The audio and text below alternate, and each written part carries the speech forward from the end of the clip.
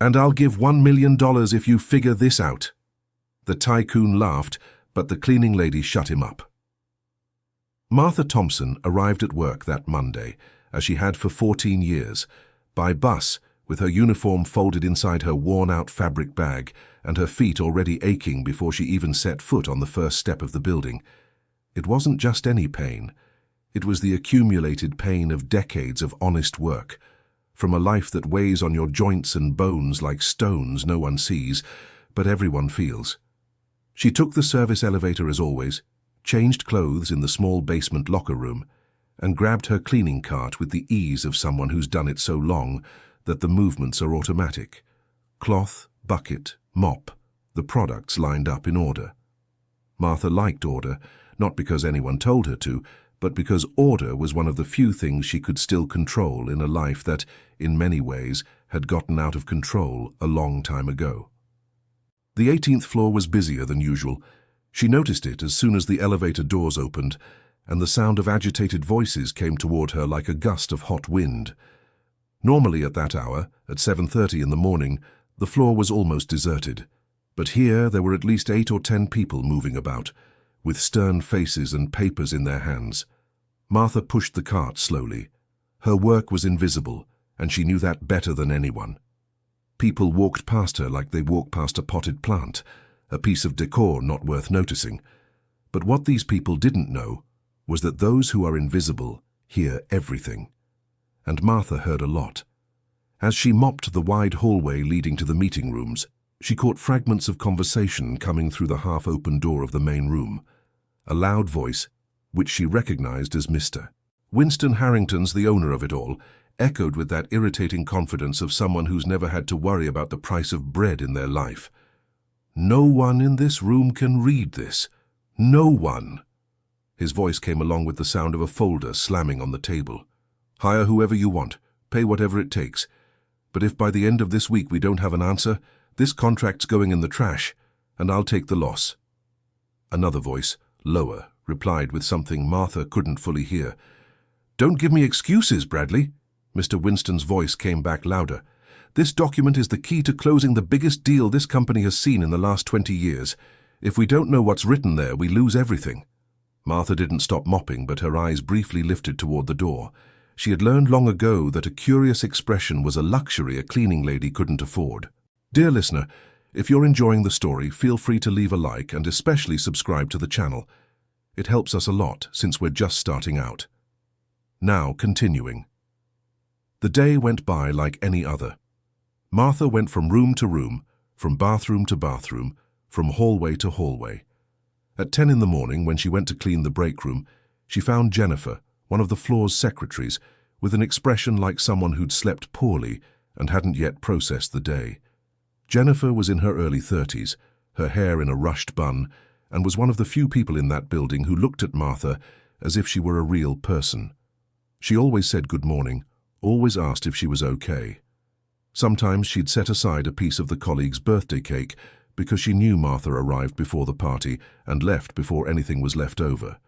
Small things, but Martha treasured them with the care of someone who doesn't have many. "Bless you, Mrs. Marty," said Jennifer, not even waiting for an answer before continuing. "It's crazy here today.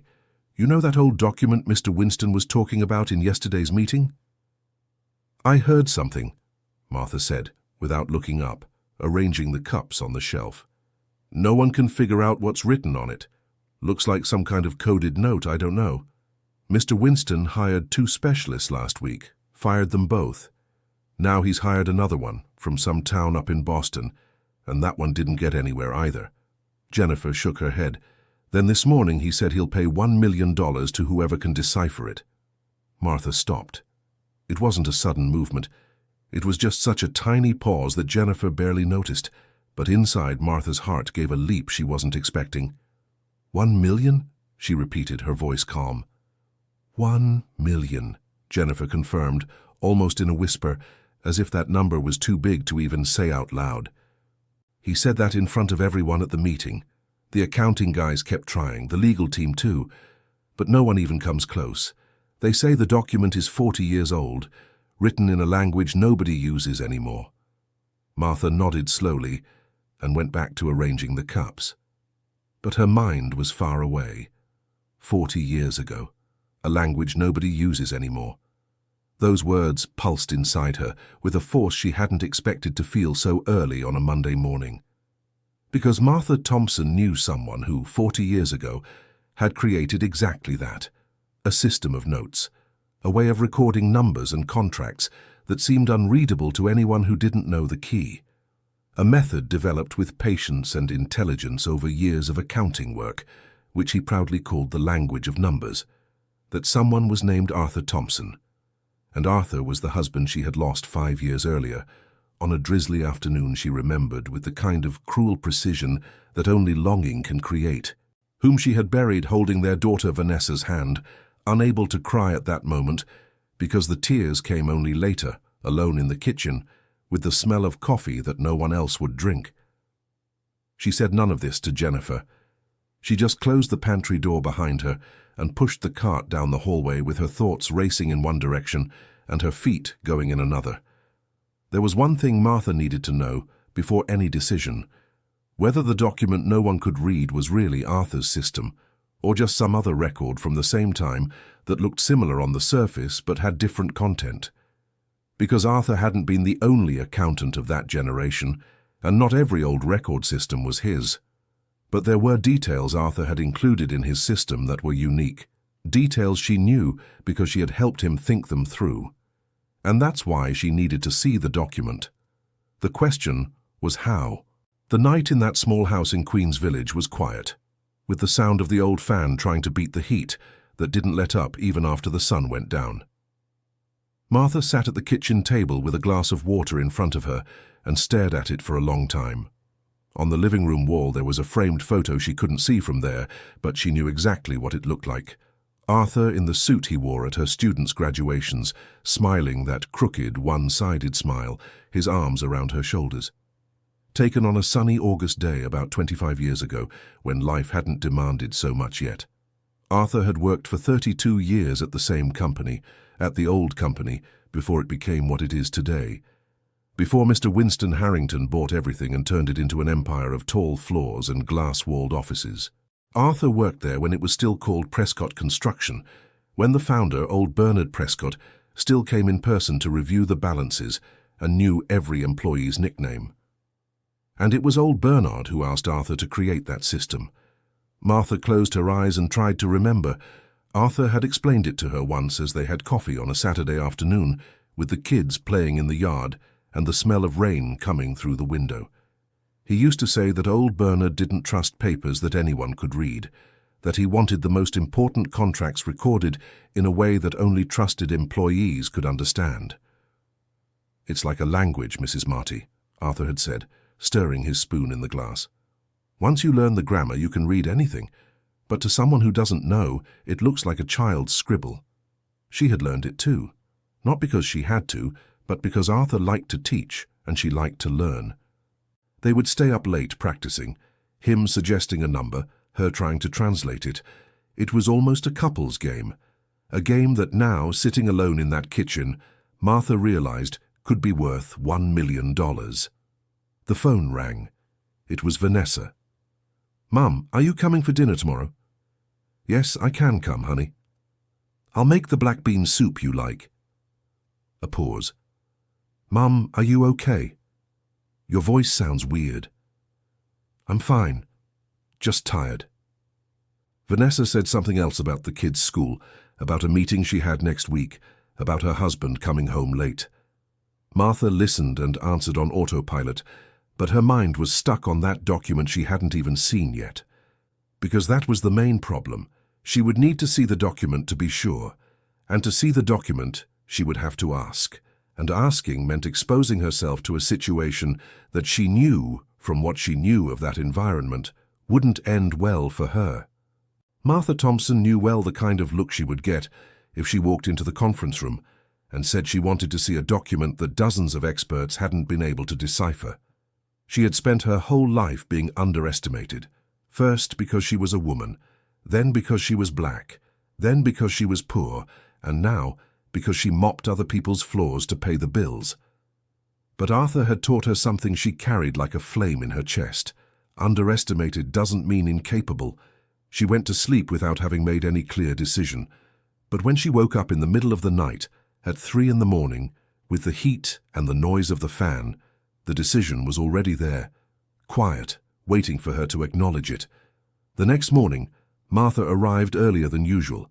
Before grabbing the cart, she stopped in the locker room and sat on the wooden bench for 5 minutes, with her eyes closed. She did what she did when she needed to think without any outside interference. She took 4 deep breaths, focused her mind on what she knew, and set everything else aside. She knew Arthur's system. She knew it not because she had studied or reviewed it in recent days. She knew it because it was stored away in her, the way things we learn from those we love are stored. Not in cold memory, but somewhere deeper, more permanent. Like the smell of his cologne on his Sunday jacket. Like the way he used to laugh when she told the same joke for the 10th time, as if it were the first. Some things are not forgotten. She grabbed the cart and went to work. In the hallway of the 18th floor, while scrubbing the floor near the conference room, she heard Mr. Bradley Sterling talking to a man she didn't know. The door was ajar. And therefore, if we apply the quaternary rotation to the second block, we would get the result B7G, which in conventional language could indicate a monetary value or a contract number, the man was saying. And what does that mean in practice? Bradley replied, his voice tired. I don't know yet. I need more time to test it. We don't have more time. Martha paused the cart outside. She pretended to adjust the mop handle. She knew what quaternary rotation was. Arthur had considered using that system and had discarded it, because he had created something different. His method combined what he called position mirroring with an anchor sequence, where each symbol in the upper left corner of each block defined the reading key for that entire block. Without knowing the anchor, even someone who knew the mirroring would get nowhere. Martha went into the restroom on the floor and was alone there for a minute, breathing deeply in front of the mirror. A woman with short white hair stared back at her. Dark skin, eyes that carried too much to be put into words, the black uniform with the white collar, hands that no longer looked like a teacher's hands, but still remembered every letter they had written on the board, every equation they had solved, every page they had turned. Because Martha Thompson, before being a cleaner at Harrington and Associates, had been a math teacher for 23 years.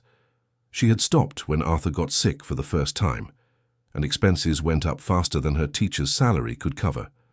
She had taken the cleaning job as temporary, because temporary paid more per hour, and had hours that let her go to the doctor with her husband without leaving a classroom full of students waiting. The temporary had turned into 14 years, and now there she was, with 67 years under her belt, the knowledge of a lifetime in her head, and a document that no one could read on the other side of the hall. She asked to speak with Jennifer at lunchtime. They met in the empty break room with the doors closed and the noise from the street below muffled by the thick windows. I need to ask for a favor, but you have to tell me honestly if you think it's possible, Martha began. Jennifer looked at her closely. There was something in Martha's tone that was different than usual. Go ahead, Mrs. Marty. I need to see that document, the one Mr. Winston was talking about. Jennifer was quiet for a second. The document from the safe? Yes. Mrs. Marty. Jennifer bit her lip. You know that's not easy. That document is locked away, and only Mr. Bradley has access. Everyone on the floor is forbidden from making copies, taking photos, anything. I know, I just need to see it. Not even for long. Just to confirm something. Confirm what? Martha hesitated. Then she decided Jennifer deserved honesty. My husband, Arthur, worked for many years at the company that became this one. He created a contract recording system at the founder's request. If the document is what I think it is, I know how to read it. The silence that followed lasted only a few seconds, but it felt like a chasm. You can read that document, Jennifer said slowly, as if testing the weight of the words in her mouth before letting them out. I think so, but I need to see it to be sure. Jennifer stared at her. Then a slow, almost painful smile appeared on her face. Mrs. Marty, Mr. Winston said he'd pay $1 million to whoever solves this. I know. And you're going to ask to see the document alone? I haven't decided yet. Martha looked up. That's why I'm talking to you first. Jennifer thought all afternoon. Martha saw her 3 times in the hallway during that time, and each time Jennifer had that expression of someone solving a problem silently, without needing anyone's help. At the end of the shift, as Martha was finishing cleaning the last restroom on the floor, Jennifer appeared at the door with a decision on her face. There's a meeting tomorrow at 2 in the afternoon, she said quietly. All the directors, Mr. Winston, and the consultants. They're going to make another attempt at deciphering the document because the negotiation with the buying company is set to close on Friday, and they need to prove ownership of some important land. Martha waited. I can try to get you close, but the decision to speak has to be yours, Mrs. Marty. I can't do that part for you. I know. And if you're wrong? Jennifer asked directly. If you think you know and you don't. Then I become the cleaning lady who disrupted an important meeting and probably lose my job. Jennifer's answer was straightforward, and it was that directness that made Martha trust her, because Jennifer hadn't wrapped the truth in pretty paper to make the situation seem less heavy than it was. But if you pull it off, Jennifer continued, lowering her voice, it'll be the story everyone here tells until they retire. Martha went home that night with something pulsing in her chest that she hadn't felt in years. It wasn't fear. It was something bigger, older. It was the feeling of being on the verge of a shift she couldn't clearly foresee, but that she felt coming with the same certainty you feel rain before it falls. Vanessa found her different at dinner. She didn't say anything at first, but between the bean soup and the fruit at the end, she put her spoon down on the table and looked at her mother straight on with that way children have of looking at their mothers when they want to say they're not fooling anyone. Mom? What's going on? Nothing, sweetie. Mom. Martha sighed. She knew that tone. It was the same tone she had used with Vanessa herself when the girl was 12 and trying to hide a bad grade in her backpack, thinking her mother wouldn't see. There was a situation at work, she said. That's all. What kind of situation? And Martha told her. Not everything, but enough. She talked about the document, she talked about Arthur and the system he had created, she talked about the $1 million promised by Mr. Winston for whoever deciphered it. Vanessa listened with an expression that changed as the information came in. First there was surprise, then it was something more complicated, more mixed.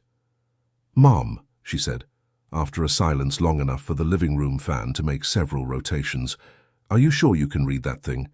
Not 100%, but I think so. And if you're wrong, I lose the job probably. Vanessa closed her eyes for a second. When she opened them again, there was genuine concern there that wasn't calculated or selfish. It was the fear of a daughter who loves her mother. Mom, you're 67 years old. You can't afford to lose this job now, with your pension, with the bills you have. I know my bills, Vanessa. Then you know this risk isn't worth it. And if it is, Mom. Vanessa lowered her voice, but the weight was the same. You're a cleaner. They'll laugh at you before you finish your first sentence. The sentence fell between them like a heavy object no one had planned to drop. Martha didn't answer immediately. She stood looking at her daughter, at that face that was a piece of Arthur's face mixed with hers, and she felt a tightening that wasn't anger. It was sadness. Because Vanessa wasn't wrong about how things would look. She knew well how they would look. But Vanessa had repeated, without knowing it, exactly what Martha had spent her whole life hearing from people who thought knowing someone from the outside meant knowing someone on the inside. They might laugh, she said slowly. They've laughed before. And what happened? I stopped caring about their laughter. Vanessa kept looking at her mother. Then she stood up, took her plate to the sink, and stood with her back turned for a moment, her hands resting on the edge of the sink. You'll do it the way you think is right, she said finally. You always have. It wasn't approval, but it wasn't an objection anymore either. It was the retreat of a daughter who realized that her mother had already made a decision she didn't even know she had made. Martha slept poorly that night. She lay awake staring at the ceiling, with the fan spinning and her thoughts spinning at the same speed. She thought about everything that could go wrong. She thought about how her voice would sound in a room full of men in suits. She thought about how many times she had walked into similar rooms to clean the floor and left without anyone looking up from what they were doing. But she also thought about Arthur. Arthur with his coffee cup. Arthur explaining the system with that gentle patience he had.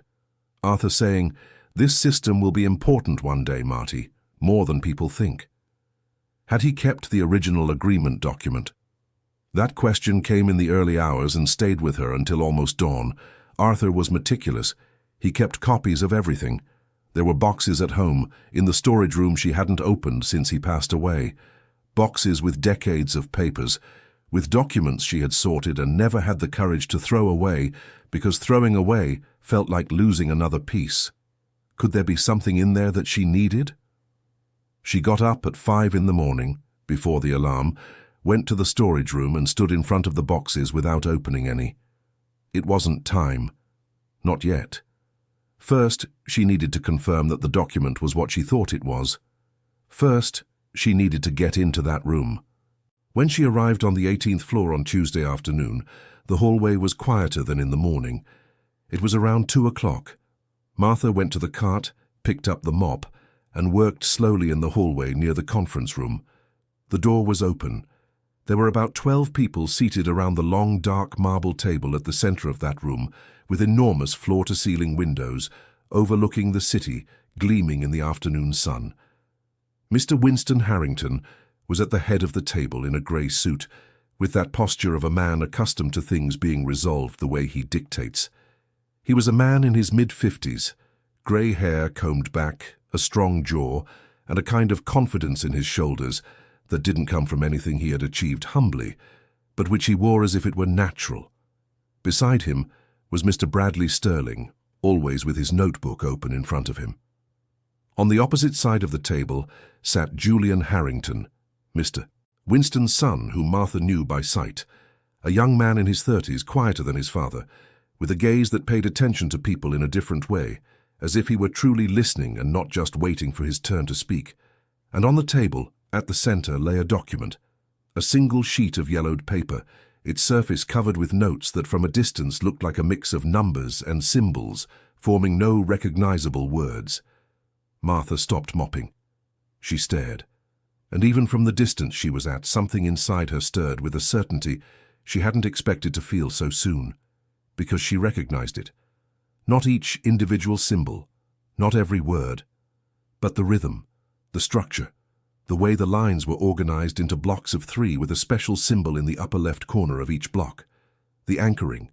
It was Arthur's system. She had to hold herself back from making any sound that would give away what she was feeling. In the room, a man she didn't know stood in front of a whiteboard, trying to demonstrate a decoding theory. He spoke quickly, using technical words, and most of the people around the table listened with an expression of someone who doesn't understand, but doesn't want to look like they don't understand. Therefore, if we apply the quaternary rotation to the second block, we would get the result B7G, which in conventional language could indicate a monetary value or a contract number, the man was saying. And what does that mean in practice? And Mr. Winston asked, with the thin patience of someone at their limit. I'm still not sure. I need more time to... We don't have more time. Winston slapped his open palm on the table, not with explosive anger, but with the firmness of someone tired of hearing the same answer. On Friday, the Cooper Group decides whether they're signing or not. Without that deciphered document, we can't prove the original land ownership for Series C. And without that, the deal falls apart. Silence. Martha was still standing in the hallway.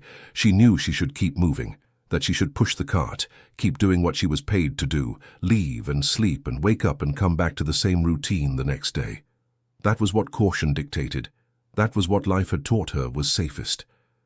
But then Arthur appeared in her mind, not as something she made up, just as the living memory of a Saturday afternoon, him with his coffee cup saying in that calm way of his, "This system is going to be important one day, Marty, More than people think.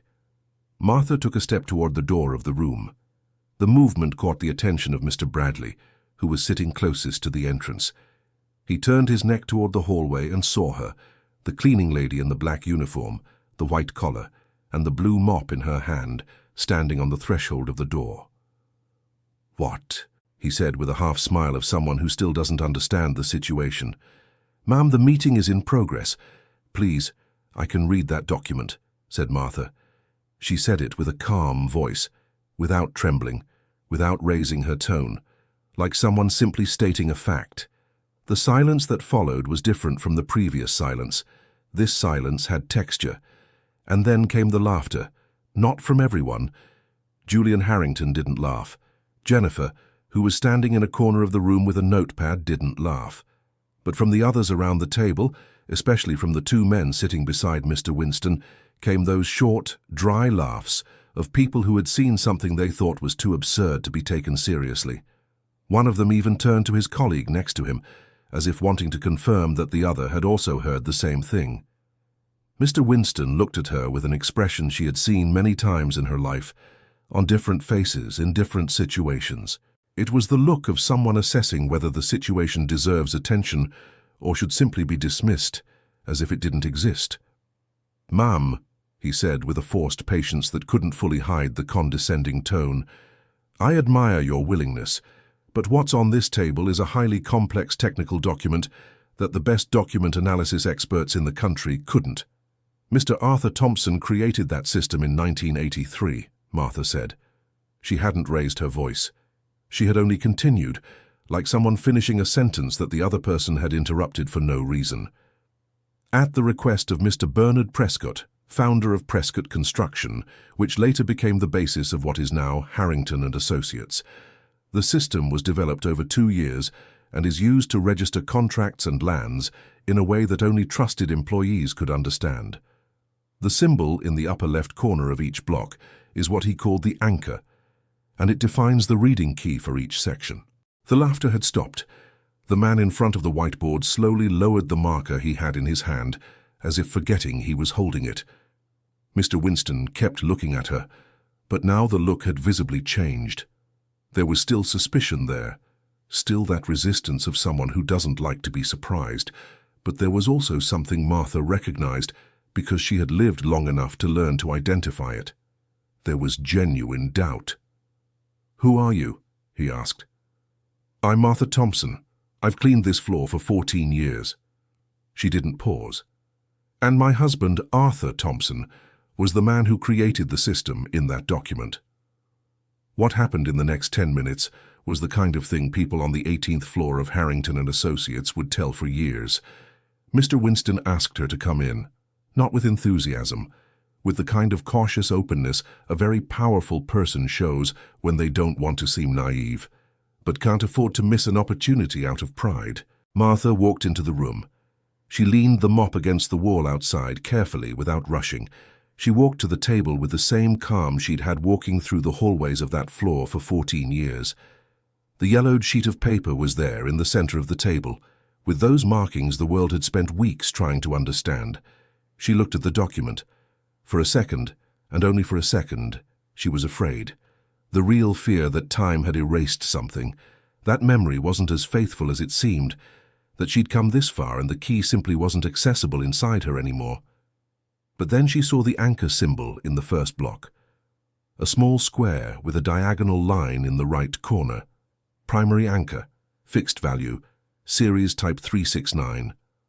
Arthur had explained exactly that one afternoon she hadn't been able to bring back in the morning, but which was now there, whole, as if he were sitting next to her with a coffee cup in his hand.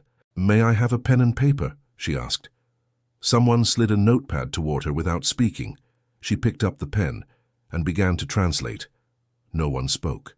The laughter from minutes ago seemed like it had happened on another day. Martha wrote slowly, line by line, turning the symbols in the document into words and numbers that made sense. Mr. Bradley, who was sitting closest, leaned over to read what she was writing and sat straighter and straighter in his chair with each line he read. Julian Harrington on the other side of the table was completely still. It took 22 minutes. When she looked up from the notepad, the room was entirely quiet, with that kind of silence that only happens when a group of people realizes at the same time that something has changed irreversibly. "The document," she said, in that same calm voice as always, "records a promise made by Mr. Bernard Prescott to Mr. Arthur Thompson on March 15th, 1983. The promise is that, in recognition of the creation and implementation of the company's contract registration system, Mr. Arthur would receive a 4% share of the lands registered in Series C of the company's estate, a share that should be transferred to Mr. Arthur or his heirs in the event of a sale, merger, or liquidation of those properties." No one moved. Mr. Bernard Prescott passed away in 1994. When Mr. Winston acquired the company, the Series C lands were included in the package, which means the promise made to Mr. Arthur, she looked directly at Mr. Winston without looking away, was never honored. Mr. Winston was motionless. Julian's face had gone pale. Bradley Sterling's eyes were fixed on the notepad, as if he were reading and rereading what Martha had written, checking for any mistake he could find. 4% of the Series C lands, she continued, with the value the Cooper Group is offering for the purchase. She paused. "How you told me you'd pay $1 million to whoever deciphered the document." Mr. Winston looked at her for a long moment, the kind of moment when a man used to controlling everything finds himself facing something he didn't control. So, slowly, that expression of unshakable confidence he wore on his face began to crack at some invisible point. "How much do you want?" he asked, and Martha answered without blinking, "What's rightfully mine?" What came next wasn't simple. It never is. Mr. Winston wasn't a man who accepted surprises without a fight. In the following days, Martha went back to work as usual, pushed her cart as usual, cleaned the same hallways as always. But there was something different in the way people looked at her now, some with veiled curiosity, others with a kind of cautious respect she wasn't used to receiving from those people. Mr. Bradley stopped her in the hallway the next morning. "Mrs. Thompson, we need to talk." She paused, neither hurrying nor slowing her movement. "Mr. Winston would like to offer you compensation for your translation work on the document. Fair compensation for the service rendered." "How much?" she asked, straight to the point. Mr. Bradley mentioned a figure that, outside that context, would seem huge to most people. Inside that context, it was a fraction of what Arthur's 4% stake in the Series C land was worth with the Cooper Group deal. "No," Martha said.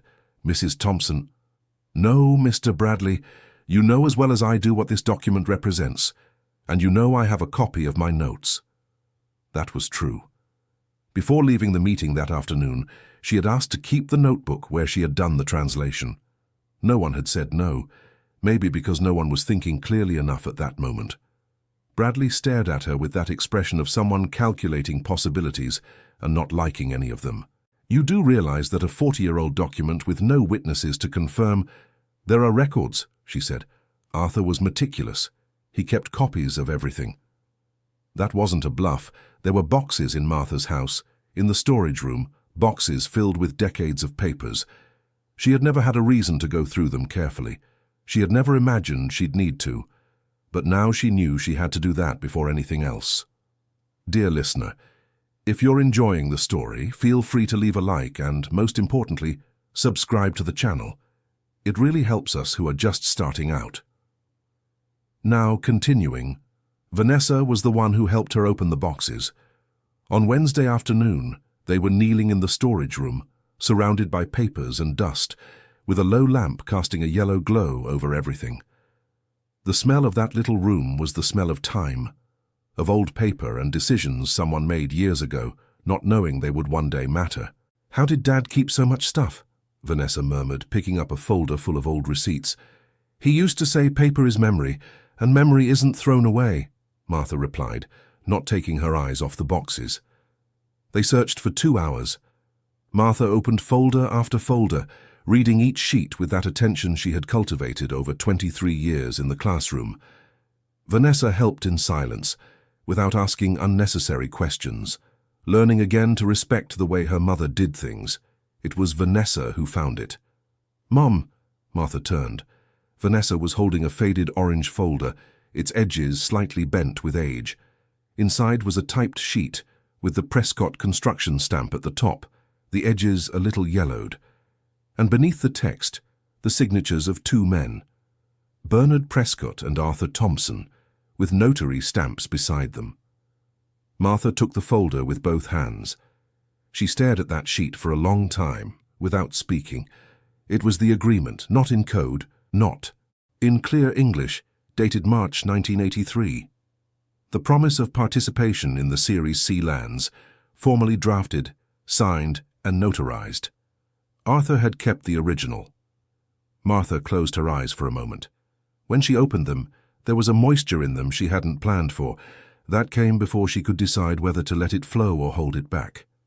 "Dad always knew this could be important someday," Vanessa said, her voice clearly strained to stay steady. "He knew everything that could be important someday," Martha replied softly. They stood there for a moment, in that little room full of dust and memories, with that paper between them. It wasn't peace, not yet. It was relief. The kind of relief you feel when you find something you'd given up looking for. The next morning, Martha walked into the 18th floor not with her cleaning cart, but with a folder of documents tucked under her arm. Jennifer saw her coming down the hall and stood so still she nearly dropped the cup she was holding. "Mrs. Marty, what—" "I need to speak with Mr. Winston," Martha said calmly. "He's on a call.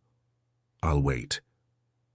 She waited 40 minutes sitting on a chair in the hallway, the folder on her lap, her hands folded over it.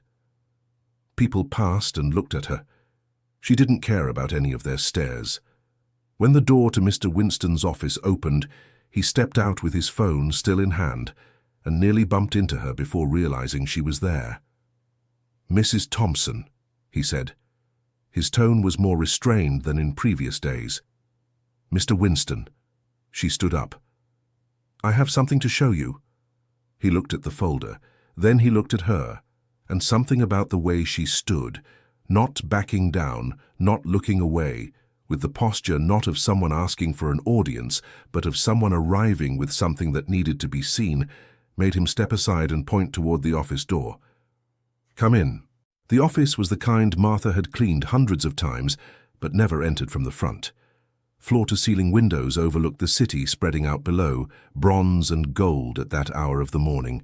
A massive, dark wood desk, wine-colored upholstered armchairs, and on the desk in the back a pile of folders and documents related to the deal with the Cooper Group that she had learned to recognize by its volume. She placed the folder on the desk, opened it, pushed it toward Winston. He read. Martha stood while he read. She didn't sit down, wasn't invited to sit down, and needed no invitation for anything. Mr. Winston read the first page, then the second, then went back to the first. "Where did you find this?" he asked, his voice now lower, more private than the one he used in meetings. "At my house. Arthur kept everything." "This is notarized." "It is. Has a lawyer seen it?" "Not yet." He looked at her again. And this time his gaze was different from all the others she had received from him in recent days. There was no more condescension. There was only the look of a man who, for the first time in this whole process, is standing before someone who has solid ground beneath their feet. "What do you want, Mrs. Thompson?" he asked. "What is rightfully mine?" she said for the second time. "I'm not asking for the company. I'm not asking to complicate the deal with the Cooper Group. I'm just asking for what Mr. Bernard promised my husband. 4% of the Series C lands. That's right. Do you know how much that represents in the current deal?" "I have an idea." Winston was quiet for a long moment. Then he stood up, walked to the window, and stood with his back to her, looking at the city moving below, unaware that any of this was happening. "I'm going to need to call my lawyer," he said. "Of course. This could take weeks." "I know." She picked up the folder calmly. "I have a copy of this document with Vanessa, my daughter. And I have the notes from the translation I did at the meeting the day before yesterday. You already have my contact information." She walked toward the door. "Mrs. Marty." She stopped, but didn't turn around. "Were you a teacher?" he asked, his voice carrying something she hadn't expected to find. "I was," she replied, "for 23 years. Then she left. What followed was a period of waiting that tested Martha's patience more than she had anticipated. Waiting has this power to amplify the fears that were lying quiet. And Martha had many fears, kept in places where she usually didn't let visitors in. Winston's lawyer got in touch 2 days later. He was a formal, dry man who spoke in short sentences and wasted no words. He asked for copies of the documents. He asked Martha to go to a notary's office. He asked for the original registration data of Arthur in the company. Martha gathered everything with Vanessa's help. It wasn't easy. Some records had disappeared over time with management changes, with the years that pass over things and slowly erase them. But enough was there. Enough for anyone looking in good faith to see the truth of what had happened. And while this was going on, life continued the way life stubbornly insists on continuing. Martha went back to work. She cleaned the hallways, scoured the bathrooms, pushed her cart through the same old places, heard the same conversations, made the same movements her body had memorized after 14 years. But there was something different now. People on the floor looked at her differently, not all of them, not in a visible or noisy way. But there was a subtle shift in how others behaved around her, a longer greeting, a hallway that opened up more space before she had to ask to pass. Small things that, added up, formed something Martha recognized as respect. She hadn't changed. What had changed was what people knew about her. But still, in the early mornings, she lay awake thinking about what could go wrong. Winston's lawyer could find a legal loophole she didn't know about. The document could be challenged on some technicality. The agreement could be declared invalid for reasons no one had told her yet. In those early mornings, she lay in bed with her eyes open, the fan spinning, and she talked to Arthur in her head, not in a way that wasn't real, just like people who have loved someone for a long time and still carry that person's voice like an internal compass that doesn't need a signal. And Arthur's voice always said the same thing: do what's right. The rest, we can't control. It was on a Saturday, 3 weeks after the meeting on the 18th floor, that the phone rang at 10 in the morning. It was Julian Harrington. Martha was so surprised she had to sit down in the kitchen chair before continuing the conversation. "Mrs. Marty, sorry to call you directly. I got your number from Jennifer." His voice was younger than his father's but carried a different weight. "I wanted to talk to you, in person, if possible." "About what?" she asked. "About the settlement, and about some things I think you need to know before the process moves forward." They met at a bakery near Queen's Village, on a Sunday morning with that calm sun that only Sundays have. Martha arrived first, ordered a coffee and waited, looking out at the street through the window. Julian arrived with that look of someone who hadn't slept well, with his shirt less tidy than he probably intended, and a seriousness in his eyes that seemed newer there than in meetings. He sat down across from her, ordered a juice and stared at the table for a moment before starting. "My father," he said, "is not an easy man, but he is not dishonest on purpose. Sometimes he just doesn't see what he doesn't want to see." "And what doesn't he want to see now?" Martha asked. "The obligation he has to you." Julian looked up. "I saw the document, I saw the notes you made, I talked to his lawyer. The promise is real. The document is valid. The deal with the Cooper Group will generate a significant amount, and 4% of that will represent a sum my father wouldn't want to pay. I figured as much. He's trying to resolve this in the cheapest way possible for him." Julian hesitated before continuing. "But I think he needs to honor the agreement the right way, not the way that suits him." Martha looked at this young man in front of her, son of a man who had laughed at her just days ago, with eyes that were more honest than his father's. "Why are you telling me this?" she asked. "Because my grandfather Bernard founded this company on the principle that a promise is a promise. He put it in writing because he took it seriously. My father bought the company, but he didn't just buy the assets, he also bought the obligations that came with it." Julian looked at the glass of juice. "And because I think it's about time this was recognized. And does he know you're here?" "No." Silence. "Julian," she said, for the first time using his name without the title, "do you know what will happen when your father finds out you came to talk to me without telling him?" "I do." He didn't look away. But there are things more important than avoiding a fight with him. Martha stared at him for a long time. Then she picked up her coffee cup and took a slow sip, letting the silence linger without rush. "Your father put money on the table when he promised the $1 million," she said. "But what's on the table now is different." "It is," Julian agreed. "Now it's the company's name, and the integrity of a promise that's been waiting 40 years to be kept." Martha left the bakery with something that wasn't quite hope, but was close to it. It was the feeling that the story that had begun 40 years ago, in an accounting office at Prescott Construction, was finally reaching the chapter it always needed to reach. 2 days after the meeting with Julian, Winston's lawyer called her with a different offer from the previous one, an amount that formally recognized Arthur's share in the Series C lands. It wasn't the 4% calculated on the total sale value, which would have been a considerably larger number, but it was compensation that the lawyer called proportionate, and that Martha understood as what Winston was willing to offer without a battle neither of them wanted to face. Martha listened without speaking as the man explained the numbers with that technical manner of someone more comfortable with papers than with people. "Do you need time to think?" the lawyer asked at the end. "I need to talk to my daughter," she said. She called Vanessa as soon as she hung up. Vanessa came to her apartment that same afternoon with the kids who played in the living room while they talked in the kitchen in low voices. "The amount they're offering—" Vanessa tried to keep her voice neutral, but Martha saw in her daughter's eyes what the daughter wasn't saying out loud. It was money they would never see together, in any other way, in any other situation. "It's not everything it should be," Martha said. "No, but is it fair?" "It's more fair than the first offer they made me. And can you live with that?" Martha was quiet. She thought of Arthur. She thought of the 32 years he had given to that company. She thought of the nights he stayed late studying the records, creating the system, making sure his work was good and reliable. She thought about how he had believed old Bernard was a man of his word, and how he had kept that notarized paper because he understood that a promise needs proof. "Your father didn't like long fights," she said to no one in particular. "He used to say that a long fight only has losers in the end." Vanessa watched her mother with that look of a daughter who had learned over time that her mother carries things she hasn't told anyone.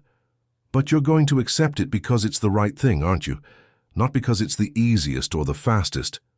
"I'm going to accept it because it's enough to pay the bills, for you to have a cushion without that squeeze every month, for me to stop working if one day my body can't handle what it's been handling anymore." She paused. "And because honoring your father's memory doesn't mean dragging his name through years of a lawsuit that will wear everyone out." Vanessa was silent for a moment. Then she said, with that voice that tried to be firm and didn't quite manage it, "You never cease to amaze me, you know, Mom." Martha looked at her and smiled. A small smile, but genuine. "I learned from someone good." The settlement was signed on a Thursday afternoon, in a neutral office with lawyers from both sides, and Martha sitting next to Vanessa, dressed neatly but without overdoing it, her shoulders relaxed like someone who doesn't need pretense to seem dignified. Mr. Winston was on the other side of the table. When he walked into the room, he looked at her with that expression of someone arriving at a situation they'd rather not be in. But when he sat down, something about his posture was different from other days. There was no longer the tone of someone dictating terms. There was something more restrained, more human. Before signing, he looked at her. "Mrs. Marty," he said in that lower voice she had come to recognize as his real voice outside of meetings. Mr. Bernard was a man who made promises and expected everyone to keep them, including himself. "When I bought the company, there was a lot to review, a lot of paperwork, a lot of accounts, a lot of obligations to sort out." He paused. "I wasn't looking for this one, but that's no excuse." It wasn't the words of a formal apology, but it was something more genuine than a lot of formal things Martha had heard in her life. "Arthur was a man who deserved to have this honored in his lifetime," she said. "But you are also a man who can honor it now, and that's what you're going to do." Winston nodded slowly, without haste. Then he picked up the pen and signed.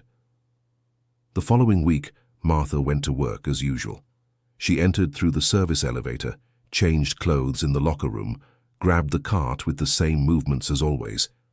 Jennifer found her as soon as she left the locker room and hugged her without warning, so tight that Martha almost lost her balance with the cart still in her hand. "Jennifer, girl?" "I heard," Jennifer said, her face buried in Martha's shoulder. "I heard everything, and I still can't believe I saw it happen for real with my own eyes." "You helped me," Martha said, her hand in Jennifer's hair. "I wouldn't have made it to that door without you." Jennifer pulled back with eyes shining more than Martha had seen in all the time they had known each other. "And now," she asked, "are you going to stay here?" Martha looked down the hallway. At the tiles, she had cleaned hundreds of times. At the windows, she had polished until they were as clear as water. At the doors to the rooms where decisions were made, deals were struck, promises were kept or not. "For now, yes," she said. "But maybe not for long." Jennifer nodded, wiping the corner of her eye with her index finger, in a gesture she tried to hide without quite succeeding. "Mrs. Marty, can I ask you something?" "You can." "When you walked into that room with all those people in suits laughing at you, weren't you scared?" Martha was quiet for a moment. Then she pushed the cart gently down the hallway. "I was," she said, "but fear isn't reason enough to stay quiet." The money, when it hit Martha's account, was a number she stared at on her phone screen for a while, unable to fully process it the first time she saw it.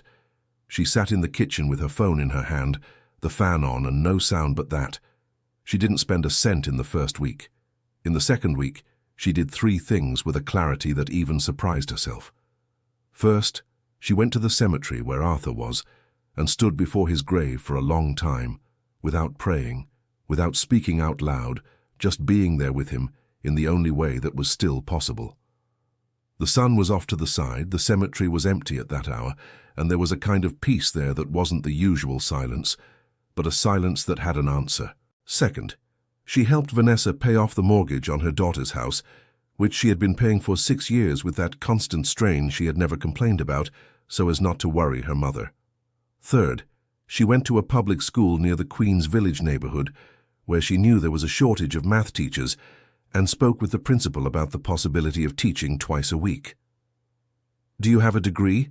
the principal asked, with a smile that tried not to seem surprised, but couldn't quite pull it off. "Degree in mathematics," Martha replied, "over 20 years in the classroom." The principal stared at her for a moment, with that expression of someone receiving something they didn't expect to find that day. "Whenever you want to start, just let us know." Dear listener, if you're enjoying the story, feel free to leave a like and especially subscribe to the channel. It helps us new creators a lot. Now, continuing, on a September afternoon, with the sun streaming through the classroom windows and kids making noise in the yard outside, Martha was teaching fractions to a 4th grade class when she saw Julian Harrington appear at the school door. She saw him out of the corner of her eye but kept teaching.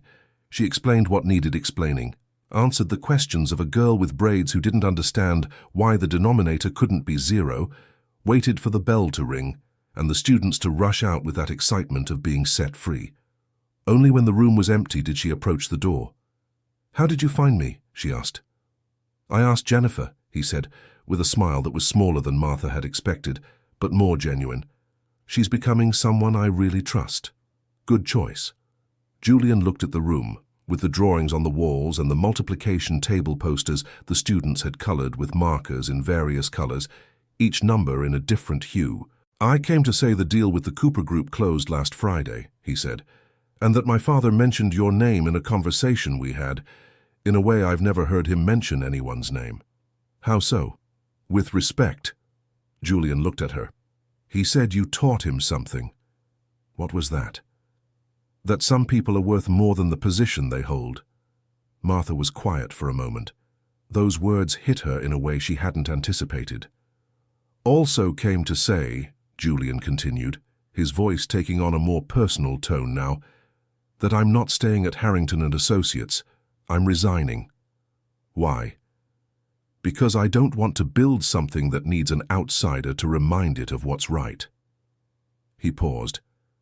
"I want to build something of my own, from scratch, on a different principle."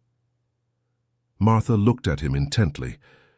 At this young man who had come all the way here on a weekday afternoon with nothing to gain from it, just to say what he felt needed to be said. "Your grandfather Bernard would have liked to hear that," she said.